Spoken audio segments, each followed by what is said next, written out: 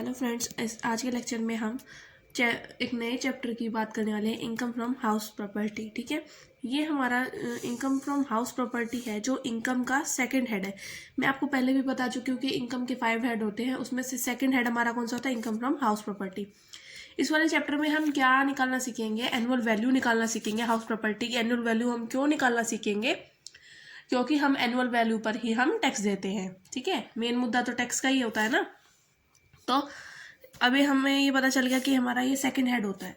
ठीक है, इनकम का। तो जो मकान है, हम किसके बारे में बात करें, हाउस प्रॉपर्टी। तो जो हमारा मकान होगा, मकान से रिलेटेड जो भी प्रॉपर्टी सटी हुई होती है ना, जैसे इसके साथ में ये एक हमारा बगीचा है, इस पे जो भी मैं फल सब्जी उगाऊंगी वो मेरी इस ही मकान की इनकम मानी जाएगी। ठीक है, इसी मकान की मेरी इनकम मानी जाएगी।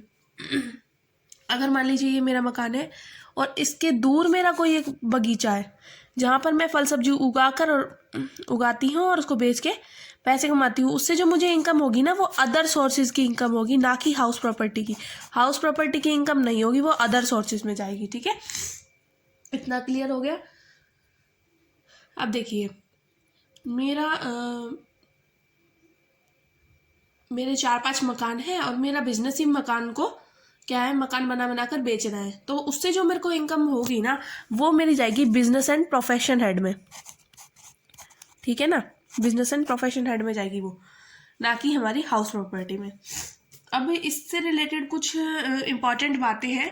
पहली बात तो हम कर रहे हैं कि जो मकान है हमारा, जिस मकान के बारे में हम बात कर रहे हैं, उससे भवन और मकान अथवा उनसे लगी हुई जमीनें। ठीक है, यानी कि या तो हमारा क्या होगा, बिल्डिंग होगा। ठीक है ना, या तो बिल्डिंग होगी या हाउस होगा। ठीक है, और या उससे सटी हुई लैंड होगी। ठीक है, और उनसे जो भी हमें और कैसी इनकम प्राप्त होगी, जब हम इनको किराए पे चढ़ाएंगे तभी तो हमें इनकम प्राप्त होगी, है ना। अगर किराए पे नहीं चढ़ाएंगे तो कैसे इनकम प्राप्त होगी। अगर हमने इनको किराए पे चढ़ा रखा है तो जो इनकम प्राप्त हो रही है वो मेरी क्या होगी, हाउस प्रॉपर्टी की इनकम होगी। ठीक है, अगर मेरा बिजनेस ही ये है कि मैं बिल्डिंग या हाउस मैं बना बना कर बेचती हूँ, तो बिजनेस एंड प्रोफेशन की इनकम मानी जाएगी। ठीक है, हाँ। और अच्छा, फिर उसके बाद क्या कह रहे हैं कि अगर कोई बगीचा मैंने बना रखा है, उससे सटी हुई लैंड है, कि यहाँ पे खेल का मैदान है जिसको मैंने किराए पर चढ़ा दिया, उससे मुझे कोई इनकम हो रही है। अगर वो मकान से सटी हुई है तो ये हाउस प्रॉपर्टी की इनकम होगी। अगर मकान से सटी हुई नहीं है तो हाउस प्रॉपर्टी की इनकम नहीं होगी। दूसरी बात हमारी क्या आ रही है कि वो ओनर, जो हमारा असेसी है ना, वो क्या होना चाहिए, ओनर होना चाहिए, उस लैंड का ओनर होना चाहिए, उस मकान का ओनर होना चाहिए।